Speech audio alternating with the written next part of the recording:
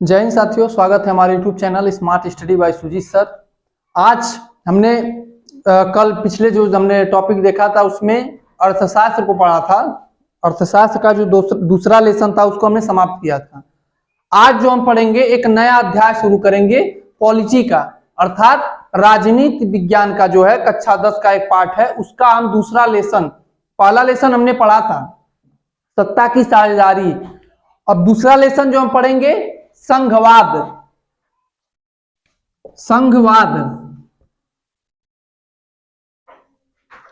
संघवाद या फेडरलिज्म।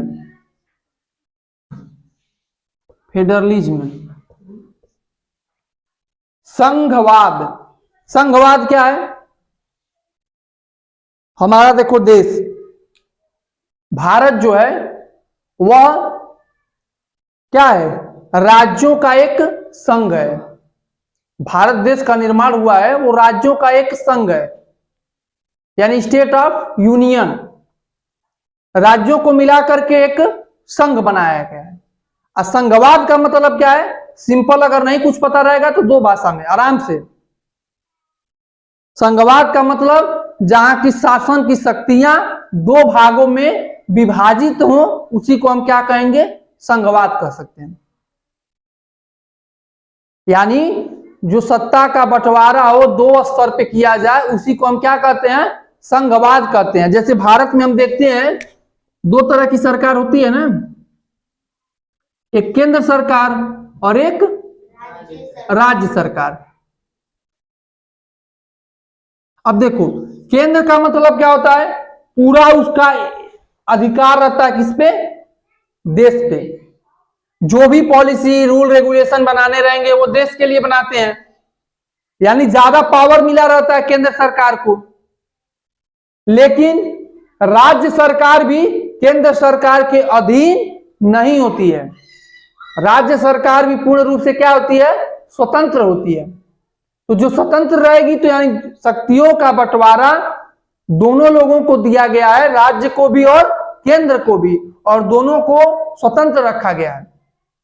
अब ऐसा नहीं है जैसे हमारे देखेंगे देश में तो राज्य सरकार अपने अनुसार कार्य कर सकती है। हाल ही में देखेंगे तो बिहार में जातिगत जनगणना कराई गई नीतीश कुमार जी के द्वारा। केंद्र सरकार ने रोक लगाया? नहीं लगाया, क्योंकि उनके अधिकार क्षेत्र में, हालांकि अनलीगली तरीके जो भी हुआ होगा वो आगे की कार्रवाई है, कोर्ट रोक सकती है, न कि सेंट्रल गवर्नमेंट। यानी दोनों अपने अपने स्तर पर क्या है? स्वतंत्र हैं। बस अंतर क्या है? यह देश के लिए निर्णय लेगा और यह राज्य के लिए निर्णय लेगा। यानी शक्तियों का विभाजन दो स्तरों पर किया जाता है स्वतंत्र रूप से, उसी को हम क्या कहते हैं? फेडरलिज्म या संघवाद कहते हैं। यानी जिस भी देश में दो प्रकार की सरकार होंगी और दोनों स्वतंत्र रूप में होंगी, उन्हीं को हम क्या कहेंगे? संघवाद कहेंगे। भारत में देखते हो केंद्र और राज्य में क्या है? शक्तियों का विभाजन किया गया है। कुछ सूचियां बनाई गई हैं जो कि हम इसी चैप्टर में पढ़ेंगे, जैसे संघ सूची, राज्य सूची, समवर्ती सूची। अलग अलग विषय हैं कि किस पे कौन कानून बना सकता है, वो आगे इसी चैप्टर में हम पढ़ेंगे। पहले हम जानते हैं क्या है? संघीय शासन व्यवस्था में जो शक्तियां होती हैं वह केंद्र के हाथों में होती हैं, और उनकी इकाइयां जो होती हैं वो राज्य सरकार के रूप में होती हैं। यानी कि जो इसमें शक्तियां होती है वो केंद्र के हाथों में होती हैं, और इनकी जो एक इकाइयां होती हैं वो राज्य भी होती है, राज्य के हाथों में भी। नहीं अगर कुछ याद रहेगा तो हम दो शब्द में कह देंगे। संघवाद का मतलब होता है दो या दो से अधिक स्तर की सरकारें को ही हम क्या कहते हैं? संघवाद कहते हैं। अब भारत क्या है? शासन के प्रकार किस प्रकार हो जाएंगे? शासन का अगर कोई प्रकार पूछेगा तो शासन के क्या प्रकार बताओगे? दो प्रकार बताओगे कि नहीं? कौन कौन? सेंट्रल गवर्नमेंट, स्टेट गवर्नमेंट, केंद्र सरकार, राज्य सरकार। और एक 1992 में, हालांकि 1959 में ही आ गया था, लेकिन धरातल पर और कानून बना वह 1992 में एक तरह की और सरकार का निर्माण किया गया, जो कि स्थानीय सरकार। कौन? स्थानीय सरकार। आगे हम डिटेल में पढ़ेंगे इसी चैप्टर में। स्थानीय सरकार का मतलब देखो, स्थानीय, स्थानीय का मतलब लोकल, लोकल। अब जैसे लोकल का मतलब होता है, हमारे गांव में देखते हैं नगर पालिका, ग्राम पंचायत आता है ना, नगर निगम होता है, ग्राम पंचायत होता है, क्षेत्र पंचायत होता है, जिला पंचायत होता है, ये सब स्थानीय सरकारों में आते हैं। यह किसके अंतर्गत आते हैं? राज्य सरकार के। अब इसका क्या है, स्वतंत्र है कि नहीं, वो आगे हम पढ़ेंगे। लेकिन मुख्यतः शक्तियां दो भागों में विभाजित होती हैं, एक सेंट्रल गवर्नमेंट में और स्टेट गवर्नमेंट में। तो संघवाद क्या बताओगे? फेडरलिज्म में दो या दो प्रकार के स्तर की, ठीक है, दो या दो से अधिक प्रकार की सरकार, वही हम क्या कहेंगे? फेडरलिज्म कहेंगे। अब एक चीज आता है देखो, एकात्मक। एकात्मक का मतलब क्या होता है?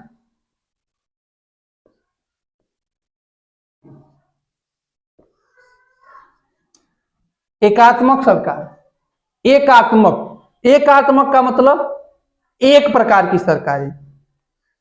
जिस देश में संघीय व्यवस्था नहीं रहेगी, संघवाद का मतलब संघीय भी कह सकते हो। हमारे देश में कैसी व्यवस्था है? संघीय व्यवस्था है, क्योंकि हमारे यहाँ केंद्र सरकार भी और राज्य सरकार भी है। केंद्र सरकार स्वतंत्र है, राज्य सरकार भी अपने काम के लिए स्वतंत्र है। केंद्र देश के लिए कानून बनाएगी, राज्य राज्य के लिए कानून बनाएगी। एकात्मक क्या है? एकात्मक का मतलब होता है किसी देश में एक तरह की सरकार का अधिकार होना। जैसे अमेरिका, उदाहरण हम ले सकते हैं अमेरिका का। अमेरिका में 50 राज्य हैं। यहां राज्य का मतलब क्या? स्टेट नहीं है। पॉलिटी की भाषा में राज्य का मतलब होता है देश। अमेरिका जो है वह देशों का एक क्या है, यानी कई राज्यों का एक संघ है। जैसे अमेरिका में 50 क्या है? अलग अलग देश हैं। उन देशों को मिला करके एक यूएसए बनाया गया, अमेरिका, यूनाइटेड स्टेट अमेरिका। समझ में आया? हमारे भारत में राज्यों को मिला करके देश बनाया गया है, और यह देशों को मिला करके एक बनाया गया है। यहाँ एकात्मक सरकार, कहीं कहीं हम देखते हैं एकात्मक सरकार होती है। एकात्मक का मतलब ऐसा नहीं कि एक प्रकार की सरकार रहेगी, उनकी कुछ इकाइयां होंगी। जैसे यहाँ पे क्या होगा? केंद्र सरकार भी होगी। यहाँ पे क्या सरकार भी होगी?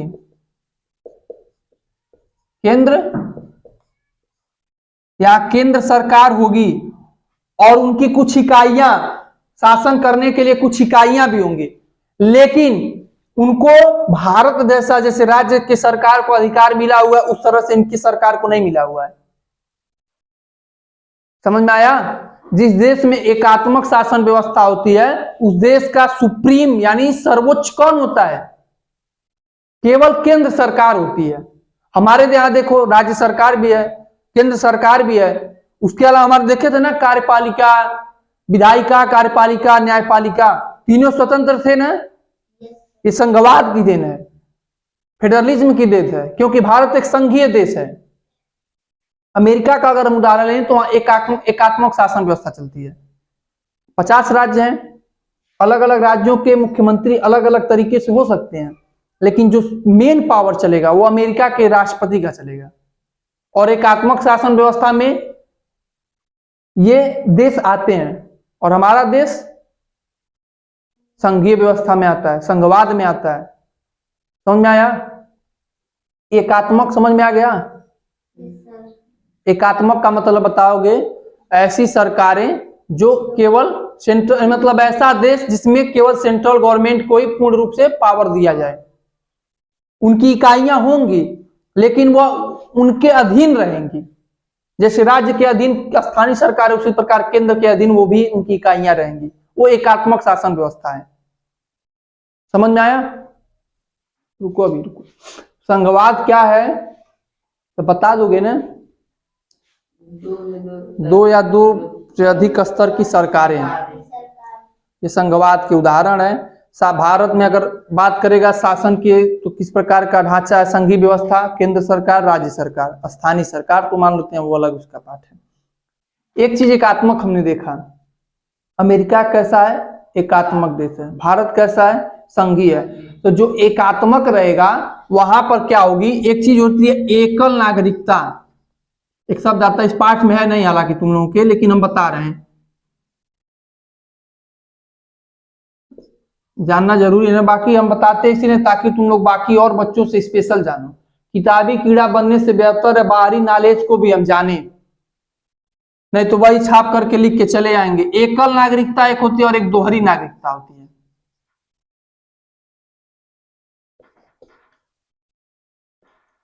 अब कहोगे कि क्या होते हैं एकल नागरिकता और दोहरी नागरिकता? आज तक सुने हो? एकल नागरिकता मतलब एक ही नागरिकता, हम भारतीय हैं, we are Indian, we are Indian first and last, यानी हम भारतीय हैं। हमारी नागरिकता क्या होती है, हम नागरिकता जब लिखने के लिए आता है राष्ट्रीयता तो हम क्या लिखते हैं, भारतीय, मतलब हम इस देश के हैं। हमारी नागरिकता कैसी है, एकल नागरिकता है। और दोहरी नागरिकता क्या होती है, जैसे देखो हमने बताया था अमेरिका 50 राज्यों का एक क्या है, देश है, संघ है। राज्यों का मतलब होता है देश, 50 देशों से मिल मिलकर, जैसे हमारा मिला ये मान लेते हैं देश ऐसे ऐसे हैं, और एक सुप्रीम पावर यहां मान लेते हैं अमेरिका हो गया, ठीक है, इसके अंतर्गत ये लोग हैं। जैसे ये देश अमेरिका के साथ मिला, ये भी मिला अमेरिका के, ये भी मिला, ये भी मिला, ये सब अमेरिका के अधीन है और अपना उनका देश है। तो एक तो नागरिकता वो अपने देश की लेंगे, समझ में आया? एक तो नागरिकता वो क्या लेंगे, अपने देश की लेंगे, और दूसरी नागरिकता यूएसए की भी लेंगे। समझ में आया?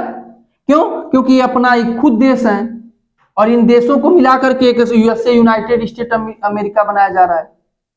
तो यहाँ की भी नागरिकता उनकी रहेगी और यहाँ की भी नागरिकता रहेगी। क्या बताओ, हम लोग बिहार की या चाहे उत्तर प्रदेश जहाँ के हैं, क्या उत्तर प्रदेश के हम लोगों की नागरिकता है? हम लोग लिखते हैं उत्तर प्रदेश के नागरिक हैं, लिखते हैं, लेकिन हमारी जो नागरिकता है वो भारत की है ना। ऐसा नहीं ना कि हम उत्तर प्रदेश से बाहर जाते हैं तो भारत का लेते हैं नागरिकता, हमारा एक ही नागरिकता है ना। हम भारत के किसी भी राज्य में आए जाएं, हमारी नागरिकता क्या है, इंडियन, एक ही नागरिकता है। ये थोड़ी ना कि उत्तर प्रदेश की नागरिकता। समझ में आया?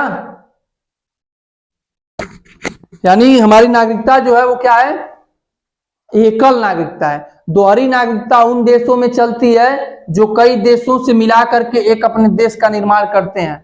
जैसे यूनाइटेड सुनोगे, वो यूनाइटेड किंगडम जो होता है, ग्रेट ब्रिटेन का नाम सुनोगे, उसमें कई देशों को मिलाया गया। वो लोग जा करके जब उनके अधीन हो जाते हैं, सुप्रीम पावर या यूएसए के पास है, उनके अधीन ये लोग हैं जो स्टेट इनके राज्य मिले हुए हैं, तो यहाँ की भी नागरिकता इनकी और यहाँ की भी नागरिकता। हम लोगों की नागरिकता ऐसी नहीं रहती है।